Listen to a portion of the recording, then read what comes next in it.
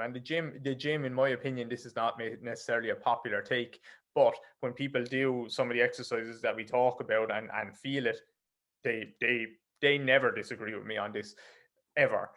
The gym is reinforcing, I don't want to call it faulty or dysfunctional. They're wrong words, because everything is functional. Inefficient, suboptimal, maybe inefficient. I like actually inefficient. I'm going to say extensor patterns. So people in the gym are using their quads and their back extensors for everything. And people, when they go and sprint, yes, a lot of quad and a lot of back, definitely you need them to be strong. But instead, we want a lot of glute and a lot of hamstring. And you will see it, people who have done a lot of gym work, if they haven't continued to do a lot of sprinting as well, and even sometimes when they have continued to do a lot of sprinting, they're, instead of getting hip extension from their glute max, being nice and powerful and pushing me forward, it's my lower back is actually kind of extending too early and pulling me forward.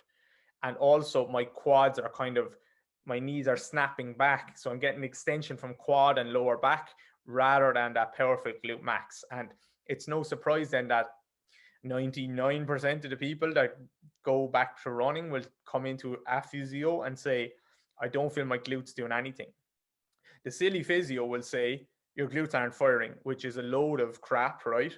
Squatting 180 kilos, but your glutes aren't firing. Yeah, but so the silly physio will say that, and they might give him a clam or a drill or something, which doesn't make sense either. But the glutes are, of course, firing. That's the silliest term, or glute amnesia. All of these terms are ridiculous, but it's the sequencing that's wrong. It's the sequencing and the timing of the joints that's wrong.